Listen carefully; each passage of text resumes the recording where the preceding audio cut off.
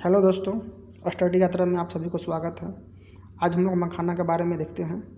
मखाना को हम लोग ब्लैक डायमंड कहते हैं क्योंकि ये ब्लैक बीज से ही निकलता है। जब ब्लैक बीज को हम लोग भूंजते हैं तो उससे मखाना फूट कर निकलता है। अब इसको जीआई टैग मिला है 2022 में मिथिला मखाना को। केंद्रीय बजट 2025-26 में मखाना बोर्ड स्थापित करने का प्रावधान किया गया है बिहार में। ठीक, फिर फॉक्सनट को मखाना कहा जाता है। फॉक्सनट जो होता है कि यूरिलफॉक्स नाम के बीज जो होता है उसी को फॉक्सनट बोलते हैं। अब उसी को हम लोग मखाना बोलते हैं जो ब्लैक होता है, और उसी को हम लोग बोलते हैं ब्लैक डायमंड। ठीक, एक कहीं पूछता है वाइट गोल्ड, तो वाइट गोल्ड बोलते हैं हम लोग कपास को। ये चीज़ ध्यान रखिएगा। अब इसका खेती जो होता है किस जलवायु क्षेत्र में होता है, तो उष्ण कटिबंधीय और उपोष्ण कटिबंधीय दोनों प्रकार के जलवायु क्षेत्र में मखाना की खेती की जाती है। और इसको सुपर फूड कहते हैं क्योंकि इसमें अधिक मात्रा में प्रोटीन, फाइबर एवं पोटेशियम होते हैं, और खासकर इसमें ग्लूटेन फ्री होता है। ग्लूटेन फ्री होने का मतलब कि इसका खाने से वजन नहीं बढ़ेगा। सबसे अधिक उत्पादन होता है बिहार जो है, बिहार में होता है, जो देश का 90% अकेला करता है।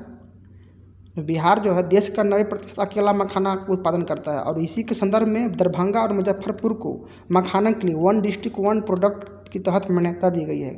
दरभंगा और मुजफ्फरपुर को 1 डिस्ट्रिक्ट 1 प्रोडक्ट के तहत मान्यता दी गई है। और ये भी देख लीजिए कि भारत जो है मखाना का सबसे बड़ा उत्पादक भी है और निर्यातक भी है। सबसे बड़ा उत्पादक और निर्यातक दोनों कौन है? भारत है।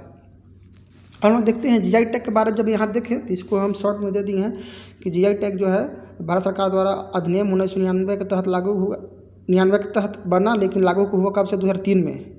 अधिनियम 1999 है, लागू 2003 में हुआ। लेकिन पंजीकरण की अवधि देखा जाए तो जीआई टैग जो जिस चीज़ को भी मिलता है उसका पंजीकरण 10 वर्ष होता है।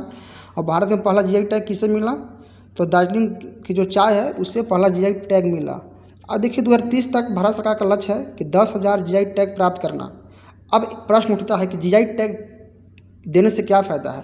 कि किसी भी उत्पाद को यदि हम जीआई टैग देंगे तो उसका ब्रांडिंग वैल्यू, मार्केट वैल्यू और अंतर्राष्ट्रीय स्तर पर उस उत्पाद का बढ़ावा मिलेगा। जिससे क्या होगा? तो जिस क्षेत्र का उत्पाद को बढ़ावा मिलेगा उस क्षेत्र में लोगों को आय कमाने का जरिया मिलेगा, व्यवसाय बढ़ेगा, रोजगार प्राप्त होगा। ये चीज़ से क्या होगा? तो भारत सरकार को इनकम होगा, जिससे राष्ट्रीय आय में लोगों का वृद्धि होगा।